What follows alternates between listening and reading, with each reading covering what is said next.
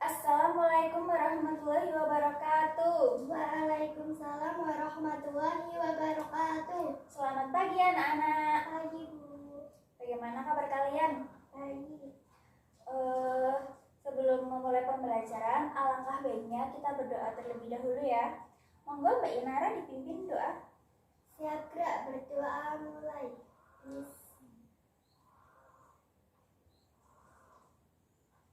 Berdoa selesai.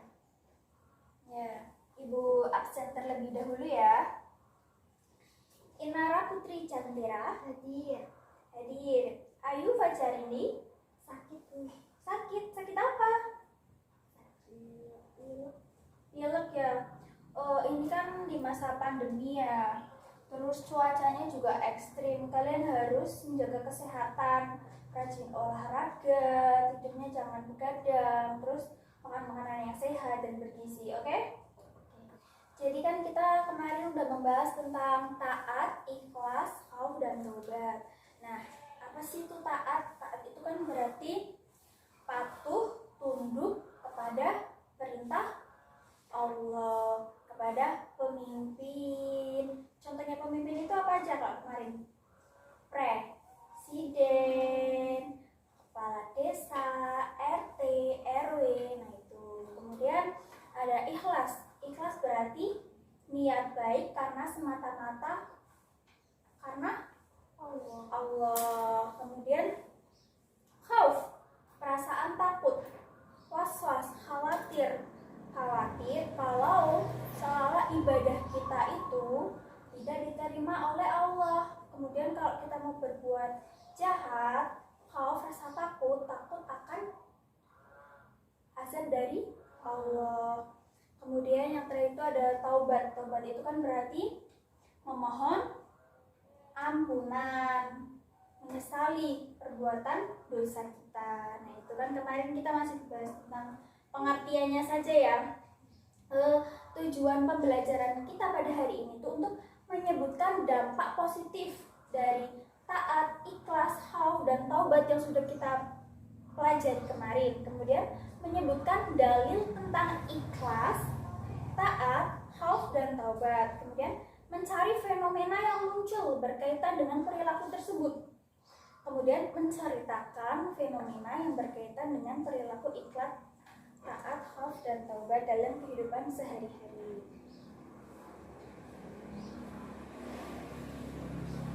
Nah, kembali lagi ya, taat itu kan berarti tunduk, patuh, dan setia pada perintah Allah. Nah, melanjutkan materi kemarin, taubat. Taubat itu dibagi menjadi dua. Yang pertama, taubat menyangkut dosa terhadap Allah. Yang kedua, taubat menyangkut dosa terhadap sesama manusia. Manusia itu kan termasuk dalam makhluk sosial. Ada yang tahu nggak makhluk sosial itu apa? Enggak. Makhluk sosial itu makhluk yang saling membutuhkan satu sama lain. Misalnya Mbak Inara nggak mungkin hidup di dunia ini sendiri, pasti memerlukan bantuan orang lain. Nah itu makhluk sosial. Kan taubat itu dibagi menjadi dua. Yang pertama ada taubat menyangkut dosa terhadap Allah. Imam Nawawi mengatakan bahwa ada 3 syarat dalam melaksanakan taubat yang wajib dilakukan oleh setiap muslim. Yang syarat taubat yang menyangkut dosa terhadap Allah itu ada 3 syarat. Yang pertama, meninggalkan perilaku dosa itu sendiri. Contoh dosa terhadap Allah, contohnya apa? Meninggalkan sholat. Benar, meninggalkan sholat. Terus meninggalkan puasa, kewajiban-kewajiban, terus minum-minuman keras, itu kan dosa. Nah itu ada 3 syarat bertaubat. Yang pertama itu meninggalkan perilaku dosa itu sendiri.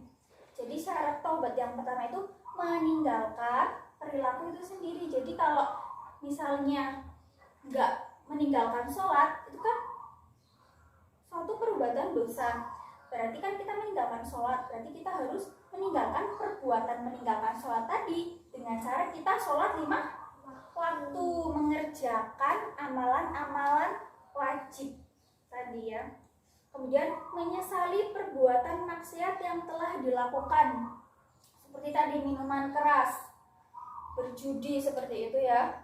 Berarti setelah kita meninggalkan perbuatan tadi minuman keras, kita tidak boleh melakukannya kembali, menyesali perbuatan yang sudah dilakukan tadi. Kemudian berniat tidak melakukan lagi selamanya.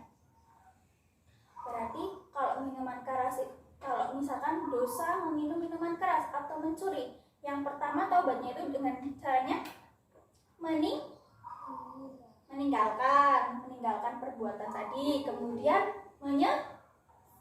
menyesali tidak melakukannya lagi. Yang ketiga, berniat tidak boleh melakukannya lagi. Nah, itu 3 syarat ketika kita dosa terhadap Allah. Nah, itu. Kemudian taubat yang menyangkut dosa terhadap sesama manusia, itu sama ya kayak tadi yang pertama, meninggalkan perilaku dosa itu sendiri, kemudian menyesali perbuatan maksiat yang telah dilakukan, kemudian berniat tidak melakukannya lagi selamanya. Kemudian yang terakhir, membebaskan dari hak manusia yang dizalimi dengan cara, kan kalau yang dosa terhadap Allah itu seperti kita meninggalkan sholat. Kemudian kalau dosa terhadap sesama manusia itu seperti kita apa?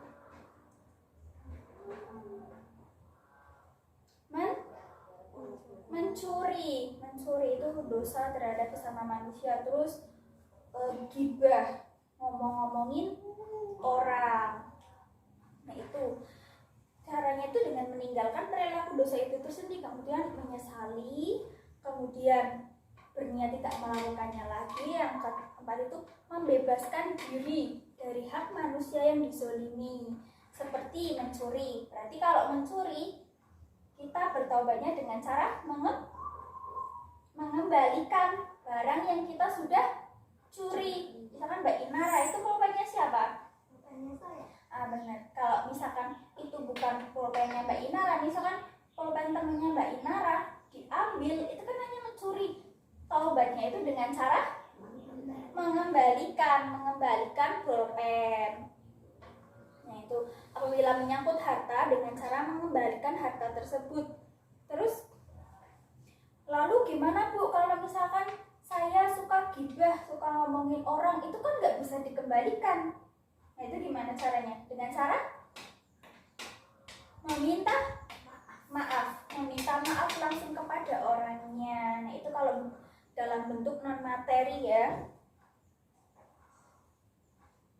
Nah, taubat dari segala kesalahan tidak membuat seorang itu merasa hina di hadapan Tuhannya. Hal itu justru akan menambah kecintaan dan kedekatan seorang hamba dengan Tuhannya, karena sesungguhnya Allah mencintai orang-orang yang bertaubat dan mensucikan diri. Jadi kita nggak boleh merasa malu kita ingin bertaubat. Justru Allah itu menyuruh agar kita senantiasa bertaubat. Allah membukakan pintu maaf selebar-lebarnya kepada hambanya yang berbuat dosa. Belum lanjut ke materi, apakah ada yang ingin bertanya? Ada Bu. Monggo Mbak Inara. Bu, kenapa kita memiliki sifat taat, ikhlas,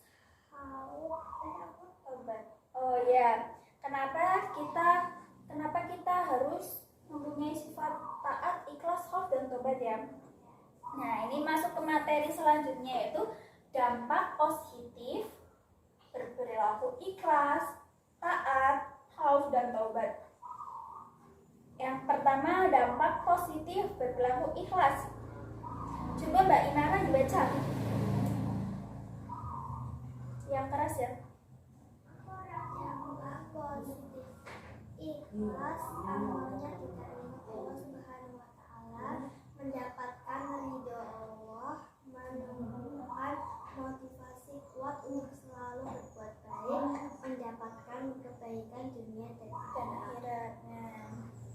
Itu dampak positif dari ikhlas. Kalau kita ikhlas, amalan yang kita kerjakan insya Allah itu akan diterima oleh Allah, kemudian mendapatkan ridho dari Allah, kemudian menumbuhkan motivasi kuat untuk selalu berbuat baik. Jadi kita ketika melakukan suatu perbuatan karena kita ikhlas, jadi kita tuh termotivasi terus untuk selalu berbuat baik, kemudian mendapatkan kebaikan dunia dan akhirat. Kalau kita niat ikhlas mata-mata karena Allah, kita akan mendapatkan pahala baik di dunia maupun di akhirat. Kemudian dampak positif khauf. Yang pertama, menjaga diri dari melakukan perbuatan dosa. Kualitas ibadah meningkat karena khawatir ibadah-ibadah yang dikerjakan banyak kekurangan. Jadi mencegah diri dari melakukan perbuatan dosa. Kayak yang sudah Ibu jelaskan kemarin ya. Ketika kita memiliki sifat khauf, misalkan Mbak Inara memiliki sifat khauf, ingin pada waktu ujian nasional, Mbak Inara jadi terjaga, tidak menyontek karena Mbak Inara takut itu merupakan perbuatan dosa, takut nanti ketahuan guru, nanti dimarahi. Nah itu kan ada perasaan takut ya. Nah itu jadi ada benteng untuk melakukan dosa. Kemudian kualitas ibadah meningkat karena khawatir ibadah yang dikerjakan banyak kekurangan. Jadi ketika sholat itu merasa itu seolah-olah sholat terakhir kita takut amalan kita bakal diterima nggak ya sama Allah. Nah itu jadi sholat kita itu lebih khusyuk. Kemudian terhindar dari riya dengan ibadah yang telah dikerjakan. Ada yang paham nggak riya itu apa? Riya itu bukan riakan ini batuk. Riya itu sombong. Jadi ketika memiliki rasa khauf, kita tuh nggak merasa sombong. Saya pinter karena emang karena pinter, karena saya rajin belajar. Ya emang kayak gitu, tapi kan semata-mata pemberian itu kan datangnya dari Allah. Jadi kita harus merasa takut semua yang kita miliki itu bakal kembali lagi ke Allah. Jadi nggak boleh riya atau sombong. Kemudian dampak positif tobat. Ayo baca Mbak Inara.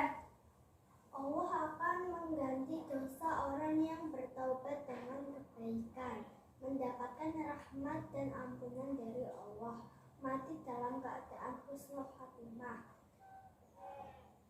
mendapat pahala atau keberuntungan masuk surga. Nah itu taubat ya. Jadi Allah itu akan mengganti dosa orang yang bertaubat dengan kebaikan. Jadi kalau kita melakukan dosa, kita tuh nggak usah takut Allah nggak akan mengampuni kita. Ya, karena Allah itu udah berjanji kalau akan mengganti dosa yang sudah kita lakukan setelah kita bertaubat dengan sungguh-sungguh, taubat nasuha, tidak melakukannya lagi, maka akan diganti dengan kebaikan, kemudian mendapatkan ampunan dari Allah. Mati dalam keadaan husnul khatimah. Kalau kita mati dalam keadaan masih berbuat dosa, nah itu bahaya. Kita belum bertaubat, jadi kita tuh harus senantiasa bertaubat kepada Allah, kemudian mendapatkan pahala karena kita sudah menyesali perbuatan kita, sudah berniat tidak melakukannya lagi. Nah itu mendapat pahala. Kemudian taat. Dampak positif selanjutnya itu taat, yaitu memperoleh kepuasan batin karena telah mampu melaksanakan salah satu kewajiban kepada Allah. Kemudian memperoleh ridho Allah karena telah mampu menaati perintahnya hikmahnya. Jadi memperoleh kepuasan batin. Misalnya taat untuk melakukan puasa. Kemarin Mbak Inara puasanya full nggak? Alhamdulillah ya, full. Jadi ada kepuasan tersendiri kan? Kalau puasanya itu full, nah itu karena kepuasan tersendiri sudah melakukan ibadah puasa. Terus kemudian merayakan hari raya itu penuh dengan sukacita, suka duga, dengan sukacita. Jadi ibadah yang kita sudah lakukan itu jadi akan terasa lebih nikmat.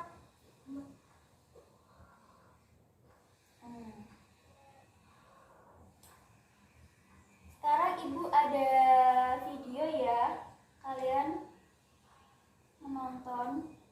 Ini adalah salah satu contoh perbuatan yang tadi udah kita pelajari.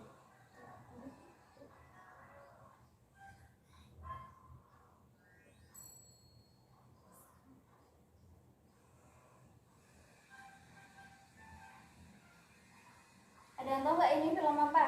Nusa dan Rara. Iya benar. Kita lihat dulu ya.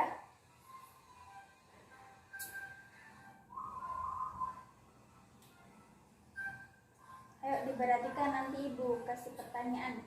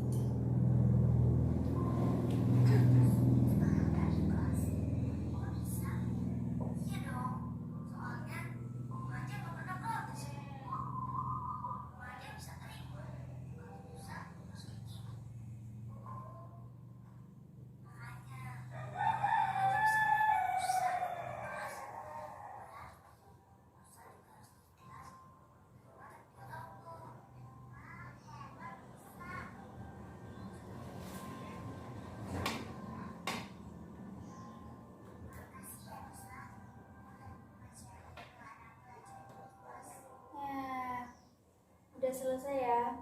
Jadi video ini menceritakan tentang sikap ikhlas. Benar.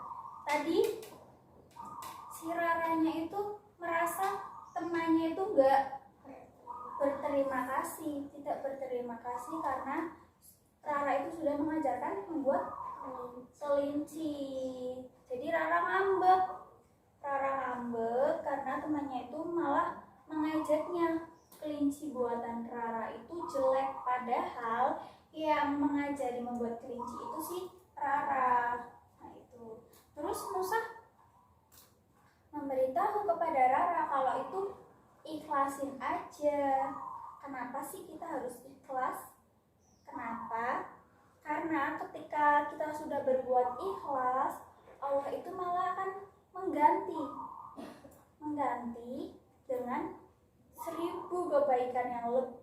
daripada yang sudah kita lakukan. Seperti tadi Musa itu kakinya sakit, jadi harus menggunakan kaki palsu, tapi dia tetap bersikap ikhlas menerima ketetapan dari Allah karena kakinya itu udah nggak normal lagi. Nah, sudah bisa dimengertikan? Udah ya. Setelah kita menonton video tadi, kita ada Ibu memberikan dalil tentang ikhlas. Dalil tentang ikhlas ya, yaitu dari Umar bin Al-Khattab radhiyallahu anhu berkata, saya mendengar Rasulullah Shallallahu alaihi wasallam bersabda, semua perbuatan tergantung niatnya dan balasan bagi tiap-tiap orang tergantung apa yang diniatkan.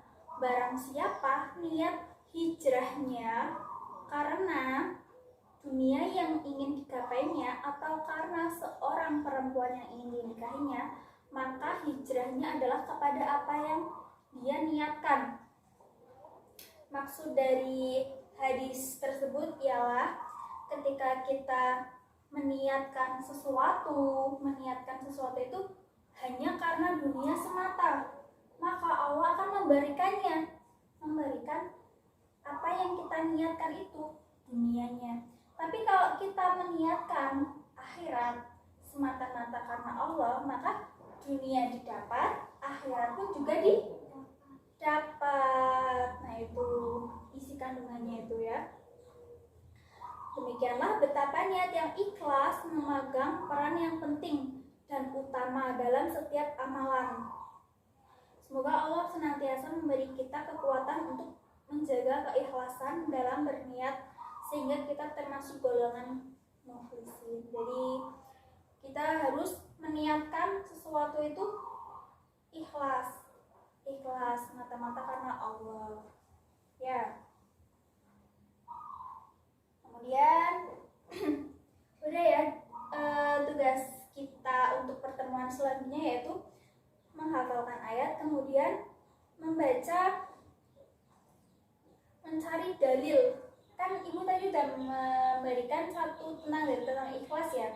Nanti kalian cari sebuah cerita atau fenomena, cerita kalian masing-masing, kemudian dicari dalilnya tentang bab tersebut. Misalkan tadi udah tentang video tentang ikhlas, dari tentang ikhlas, kemudian kalian misalkan cari tentang taubat, berarti nanti dalilnya tentang taubat. Nah, itu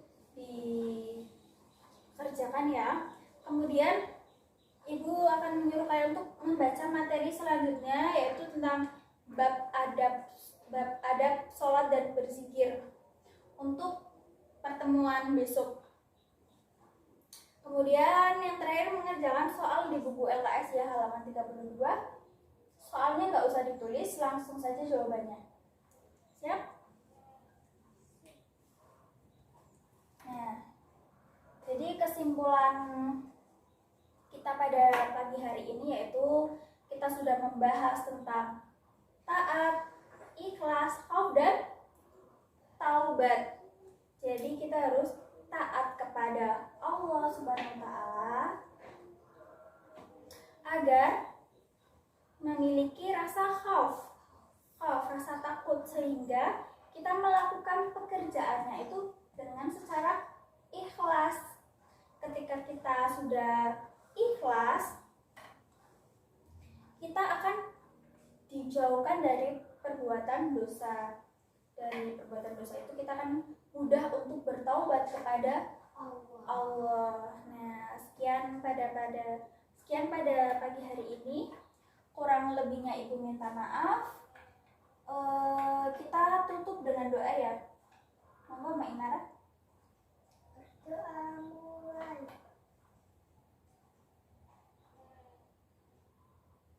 Doa selesai. Sekian, terima kasih. Wabillahi taufiq wal hidayah. Wassalamualaikum warahmatullahi wabarakatuh. Waalaikumsalam.